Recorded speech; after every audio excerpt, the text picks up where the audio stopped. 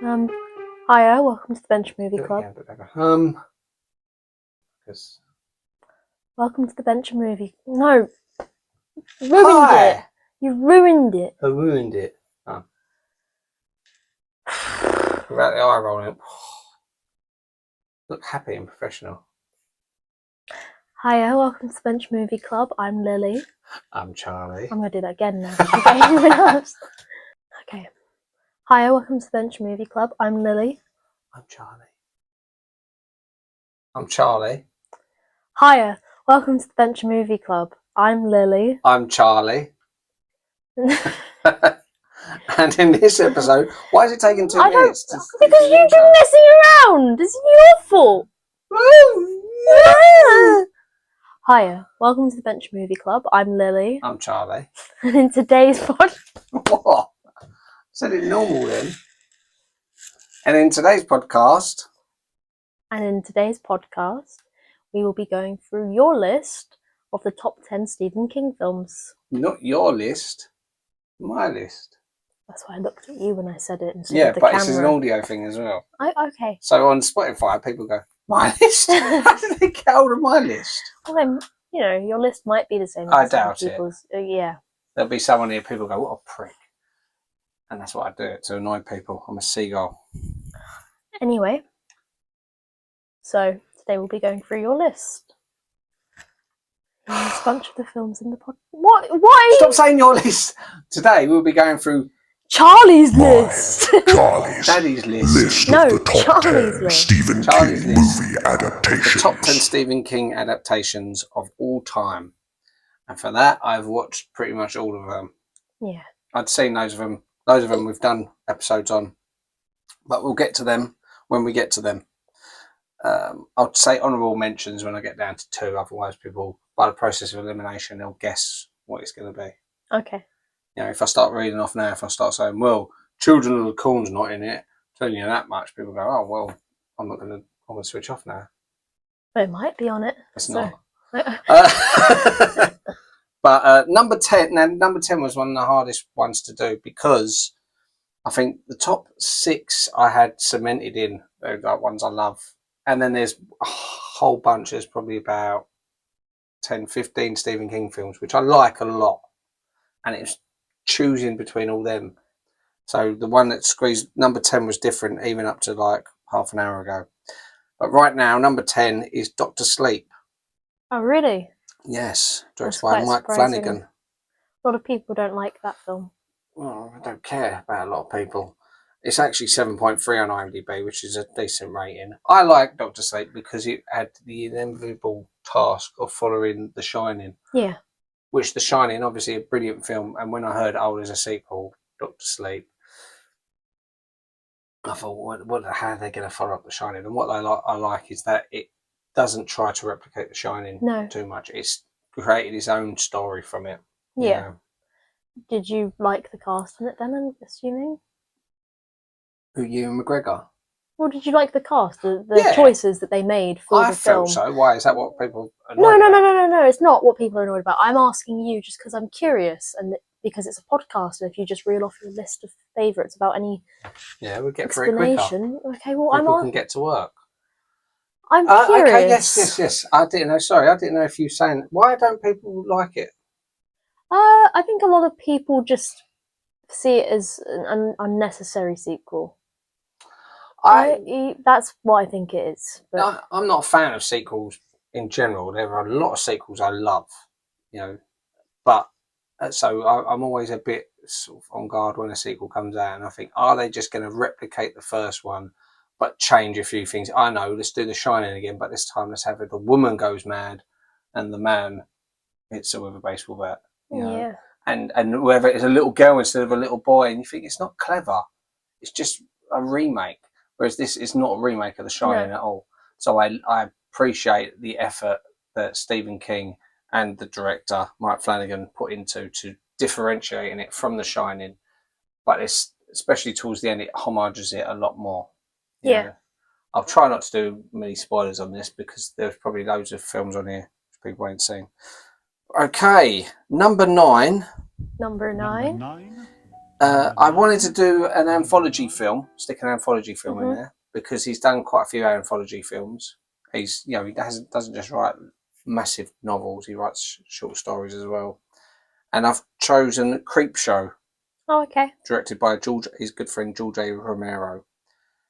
That's 6.8 on IMDb. Now you also had Creepshow 2 and Cat's Eye and House on the Dark Side, which all have. I like the anthology ones because they're short stories, and if it's a dud, you've only got to sit it out for 10 minutes, and then or 10, 20 minutes, it's going to be gone.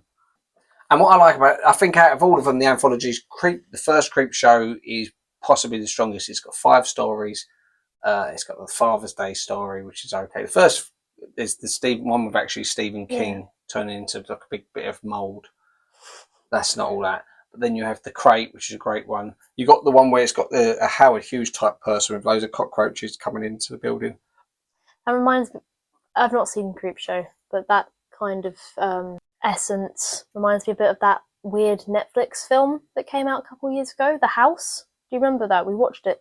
It was where there's like 3 different stories, and then there was like the stop animation. Yeah, and there was the one with the cats like in the flat, and like they've got to like sail away or something, and then there's like the cockroaches I won't. I didn't. That freaked me out a little bit. It's not a bad film, but just was a bit weird. This is. I like how this one's executed. You can see what's coming. You know, there's nothing. There are great short stories in the other ones. In particular, I like in part 2 when it's got the raft, where it's got the 4 teenagers swim out to this raft, and then there's a thing in the water, like this like blob thing that keeps attacking them.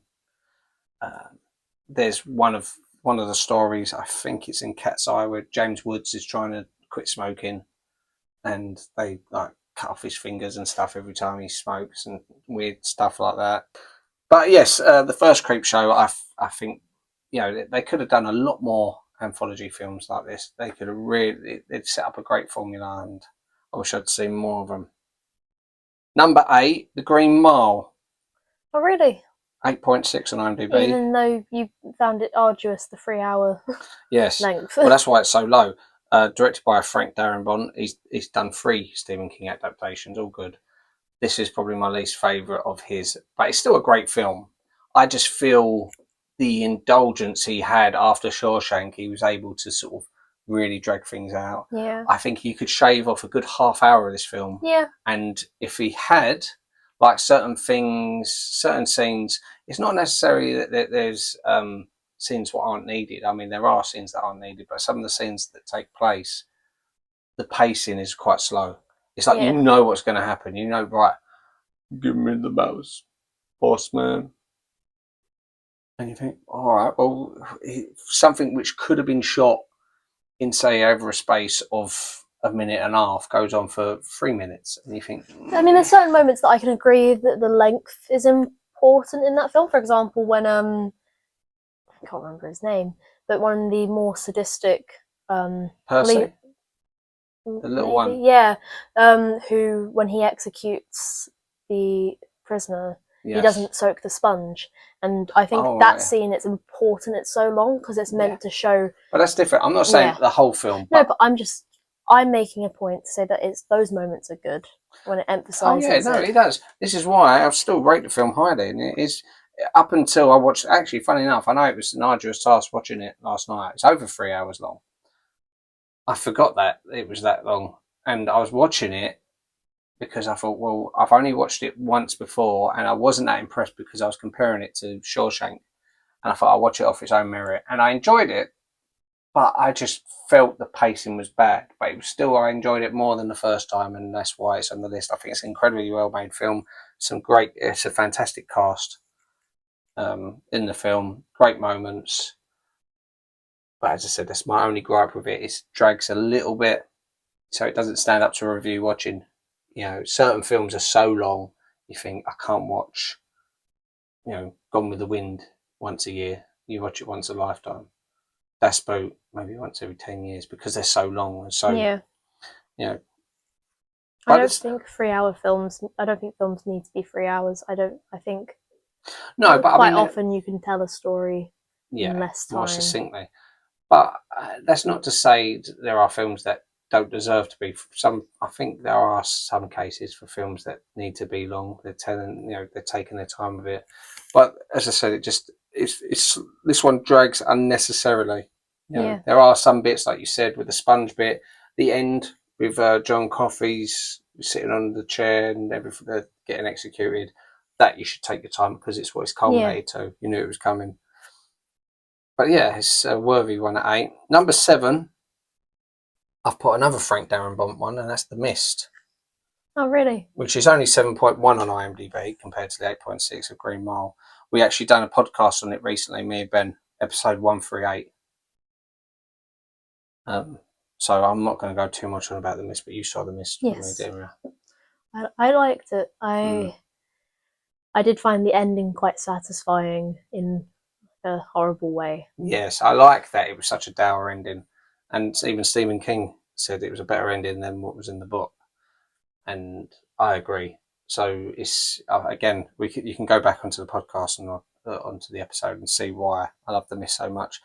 And like I said, compared to the Green Mile, it's probably about half the running time. Yeah. So you can watch it twice while someone else is watching the Green Mile. But yeah, great film. Number 6, I've put 1408. Oh, have you? Now that'll be a surprise because it won't be on many people's top 10s. But I really like that film. It's a film I can watch late at night when I'm in bed. So I drift off a bit to it. I think that's a bit of a weird film to fall asleep to. There's quite a few like horror films like The Thing, Alien, The Shining that I like to go to bed to. I know what I was saying about the pacing dragging in the Green Mile, but it's because it was unnecessary. Whereas this is sort of, I don't think it drags at all. I think it builds slowly, the intensity. They've built up. They build up the room, much like I watch like John Wick, and they say, "Oh, John Wick's going to kill everyone," so you get all excited about, "Oh my god, this room's going to be really bad." Samuel Jackson really doesn't want John Cusack in the room. Again, we done a podcast on this, so I won't go on too much. And that was actually episode 27 we done, so it's quite an early one. Directed by Mikael Hafstrom. It's got 4 different endings, and some endings are better than others. This one I've got, this is the DVD ending. That's the first ending I watched, and I really like that. It's my favourite ending. Yeah. Some he lives, some he dies. It all depends which version you watch. They should really release it on Blu-ray like Clue. Yeah. You don't know what ending. Yeah, play a different ending each time. So you're now halfway through your list. I am. Well, what do you think?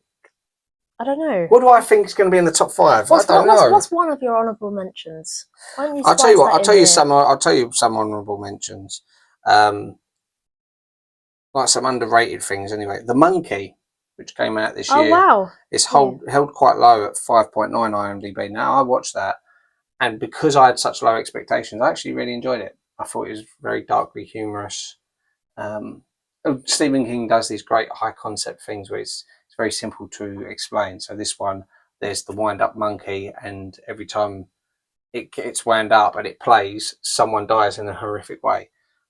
But it's like the monkey doesn't kill him, but it's like a Final Destination thing. Something will collapse or something will come flying off and kill. And every time the monkey plays, it will happen. But you can't control who it happens to. So it's got these twin boys who hate each other, and one of them says to the monkey, "Kill my brother." And it doesn't, kill someone else. So that's when he realises you can't control it. So they try and bury it, and years later it shows up again. So I think it sounds interesting, but yeah, it's definitely worth a watch. We also watched The Long Walk this year, didn't we? Yeah, we did, and that's an honourable mention for you. Yeah, it's holding at 7.5 on IMDb at the moment. That's in episode 135. We talk about that. I like the idea of The Long Walk. Again, a high concept thing. It's simply walk for as long as possible until everyone else stops walking, but of course when they stop walking they get killed, so you've got a lot to walk for.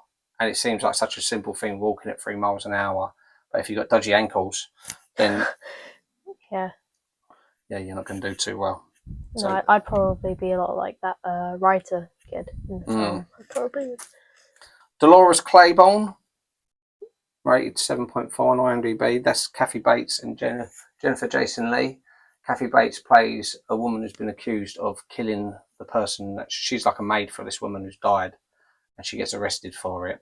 and her daughter comes back to sort of try and find out what's happening. And you don't know if she did kill the woman, and then it starts. She's looking into it. Did she actually kill her husband? Got you. Jennifer Jason Leigh's dad, and if she did she have good reason to?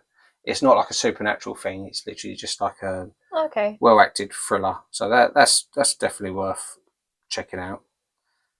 Right, so number 5. Talking of Kathy Bates, Misery, which again we recently spoke about in episode 139. Rated 7.8, directed by Rob Reiner. Now, have you ever seen Misery?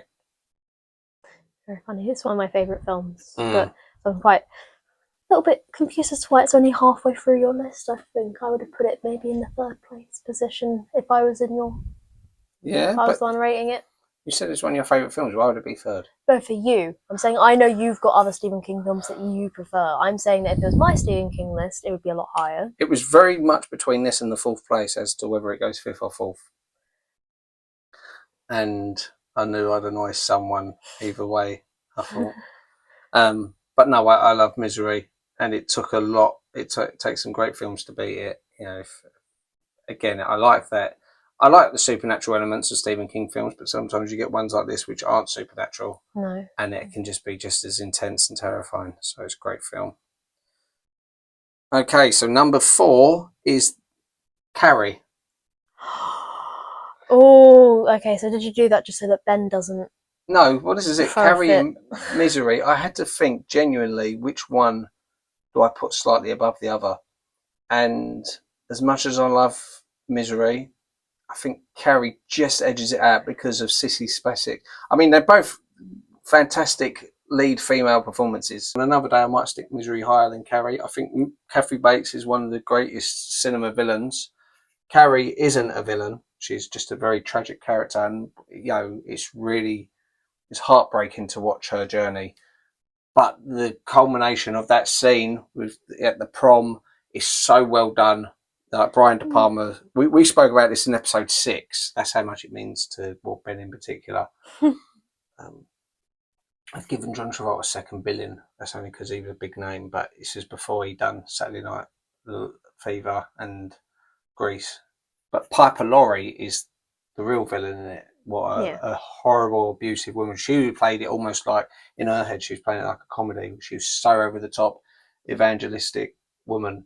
She's a fantastic villain. So that's got 2 great. I mean, I'm not taking away from James Caan. James Caan's great in Misery. But Kathy Bates is like the star of the show. She's the one you're dreading every time. And in Carrie, you've got Sissy Spacek and Piper Laurie, who both sort of. And it's a nice short film. And the music, the sky, everything about it, I think it's a fantastic film. And yeah, it only makes 4 on my list. Now we're in the top 3. So do you want to put in a couple more honourable mentions and maybe a dishonourable one? Right, films that... Secret Window, I watched that the other day. Johnny Depp. And it's 6.5 on IMDb. And it's about a rioter who... John Turturro knocks on his door and says, "You stole my book." And all this weird stuff starts happening, like the bloke is attacking him and like killing his dog and stuff like that. And he's looking into it, and it did keep me gripped. But then it just sort of towards the end, I felt as if, slight spoiler, if you know what I'm talking about, it gets a bit Fight Clubbish. Yeah. But it's okay. It's worth a watch. 1922 of Thomas Jane is worth a watch. 6.2. That's okay. It's about a father and his son who end up killing the abusive wife/mother, but then the paranoia in their head of her dead body because she was like really horrible to him. Thinner, which was a very cheesy one. That's one where it's got this big fat businessman who's taken over all like these properties, and a Native American woman puts a curse on him. She touches him and goes, "Thinner." And what happens? He starts getting thinner and thinner. So at first he's going, "Oh, I'm losing weight, isn't that good?" But then obviously doesn't stop getting thin. Another high concept one. Thinner. Didn't work. Another one I'll mention, honourable mention, which isn't going to be in this, is It, Chapter 1. Or Chapter 2 for that matter, but It Chapter 1 will not make the list. And I think out of the 2 chapters, that's my third one. I think it's always scarier when it's the kids. But it doesn't make your list at all. It doesn't. No. And we spoke about that episode 90. It's there's also the original TV series, which I think the film is actually a better made film, but the original TV series had Tim Curry. If that film, there was a version of that film with Tim Curry superimposed instead of Tim Curry. Teethy Tim Curry instead of Skarsgård, it would have made my list, I reckon.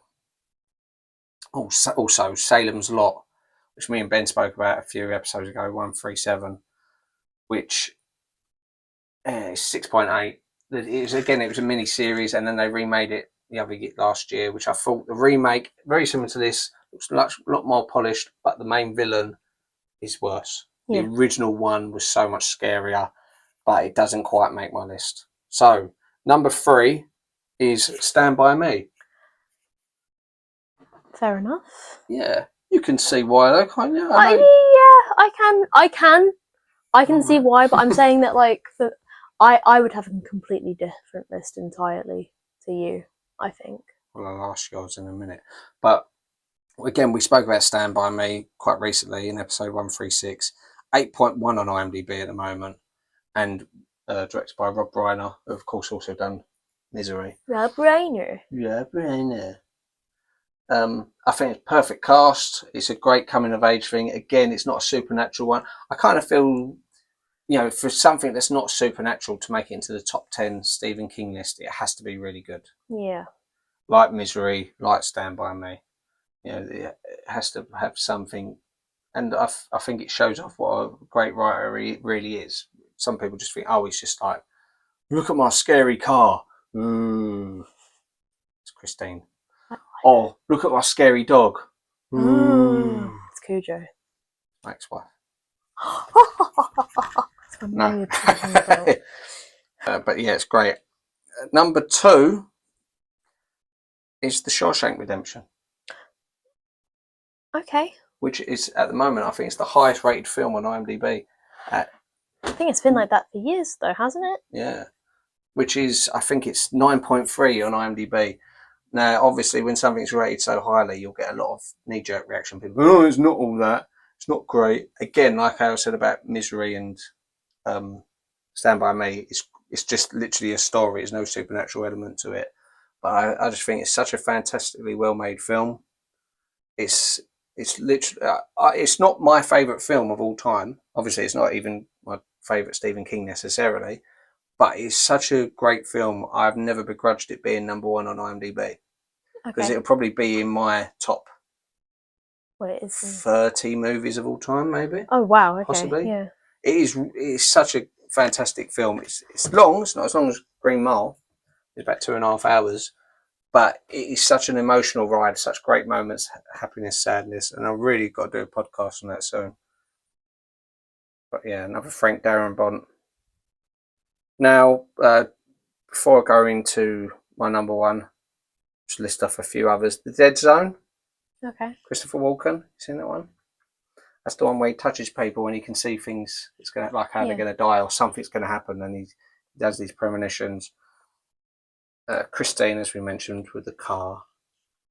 You got Firestarter, Drew Barrymore, Twisted Firestarter. Silver Bullet. Maximum Overdrive gets a lot of hate. Mm-hmm. That's the only film that Stephen King's actually directed himself. Got Emilio Estevez in it, and it's about machinery coming to life trying to kill people because there's a comet goes so close to Earth. A comet called 31 Atlas, I believe. Yeah. What? You don't get the reference. Anyway, and all the trucks come alive and start trying to run people over. It's stupid 80s fun, but it's so hated. I don't get why it's so hated. 5.4. The Running Man, an Arnie film, Arnold Schwarzenegger. There's a new Running Man coming out soon, which will be more like the book. In the book, he gets to run anywhere. In the film with Arnie, it's like a TV show in a studio. It's like a very limited place he can run. I find. Sort of like a Hunger Games type thing. Lawnmower Man's a bit underwhelming, so is Act Pupil, Dreamcatcher. Needful Things was a bit weird. Again, that started off good. It was Max von Sydow and Ed Harris, and it's about a shop that opens up in Castle Rock, which is often the setting for these films. And it's like the devil opens up this shop, and what you go in there, and he says, "What do you want? What can I get you?" It's just like a knick-knack shop. Oh, I don't know, maybe that. He goes, "No, you tell me one thing you want more than anything." And so a boy will go, "Oh, I want a Mickey Mantle baseball card." And he goes, "Okay, give us a minute." Walks out back, comes back. There you go. It's even got your name signed on it. He says, "Oh, great. How much do I owe you?" He goes, "I want you to do me a favour." And he gets people to do things against other people in the town, like go kill his chickens or something like that. But it's someone that person's got no problem with. And when all these people have rivalries in town, they assume that it's each other. Oh, got you. It's like, you must be the one who chucked the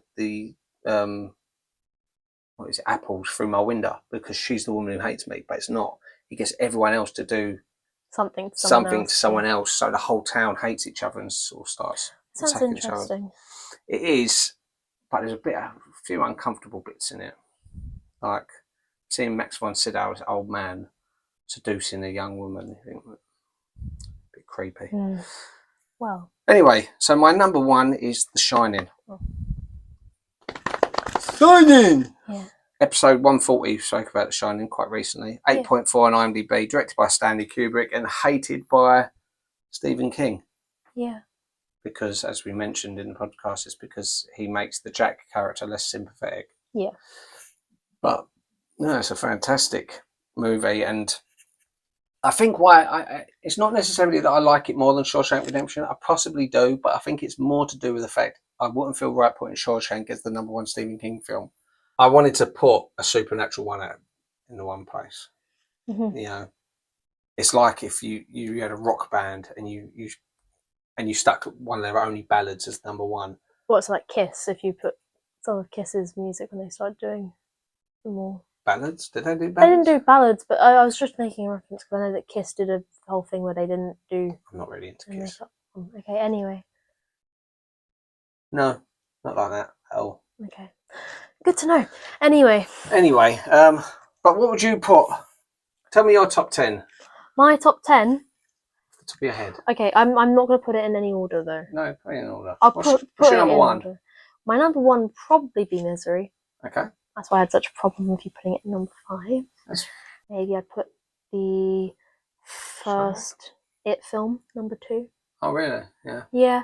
I don't know if I mean, I say the first It film, I do mean of both iterations. So, in the original TV basically series, it's the kids. When they're kids, yeah, I agree with that. I do like the second film of the newer generation one a bit more than than the It from the miniseries. Yeah. Just because I find where they did so much like the CGI effects, I didn't really like that, and I know that they do it in the second It film in this, but I think that it's done better, obviously, because it's a newer film, and I enjoy it because of that. And that was just a TV film, so the budget was incredibly low. Yeah. I think maybe number 3. Yeah, I could probably agree with having The Shining quite high up there. I think I'd probably have. Shawshank Redemption? No, I don't like The Shawshank Redemption all that much. I think it's an okay film. I think I'd put. Really? Yeah, I think I would probably put The Long Walk up there. I did like it. Not. It doesn't take my 4th place position. Okay, but it would have been in my. That. Just tell me you like. But it would have been in my top 10. Okay. I think I probably would agree with putting The Mist in there. Yeah. I think 1408 maybe as well. Potentially The Green Mile. Yeah. Stand By Me might creep its way in, and maybe I don't know. Pet Sematary?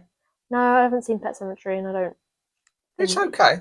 It's alright. I honestly think from what I've said, I like Stephen King films, but I think that I'm quite selective with the ones I do like. The best version of Pet Sematary is actually a South Park episode. You know when Butters goes undercover in the girls? Yeah. And it's got Fred Wynn, who's in the original Pet Sematary, going, "I know what you're thinking, Starch. You want to bury your boy so he comes back to life. But what goes in ain't the same as what comes out." It's a if you know the original Pet Cemetery, you know that's the reference. So they go and bury a dead pig in this Pet Cemetery. So when Butters does actually come back at the end, they assume that he's this demonic child and chain him up in the basement. But it's very funny. But anyway. Yes. So happy Halloween, everyone. I hope you enjoyed. Oh, I hope you enjoyed, but I don't care if you don't. I honestly, I'm a little bit surprised by your list. Why is that? I expected The Shining to take the number one. It did. Place. Well, yeah, no, that's what I'm saying. I expected The Shining to be number one, right, in your list. But I think I'm quite surprised that Stand By Me made it so high up on your list. It's a great film. It is a great film. I agree that it's a great film, but I'm surprised. I thought it would have maybe taken your 6th or 7th place. I didn't think you rated it that much. But anyway, I guess my assumptions were wrong. Yeah. But anyway. You thought Misery would be higher. Listen, Misery making top 5 is a great honour. Let it be. I let it beat 1408, so you should feel honoured. Okay. Well, anyway, thank you for watching. And next week, I've got my cousin Adam back to talk about Beverly Hills Cop. Ooh. Have you seen Beverly Hills Cop? I have seen Beverly Hills Cop. I think it's a good film. Do you remember what the story is? Don't do this to me. I have seen it. I remember watching it. I really liked it, but I can't remember. You don't know the real story that's written on the back of the video case. Oh. Anyway. You'll find that out on next week's episode. Yes. So please like, subscribe, comment and share. Thank you very much for watching. Happy Halloween. Yeah.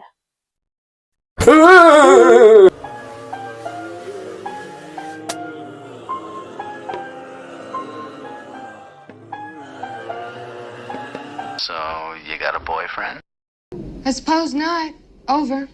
And Mrs. Torrance? If you hang up on me again, I'll gut you like a fish, understand?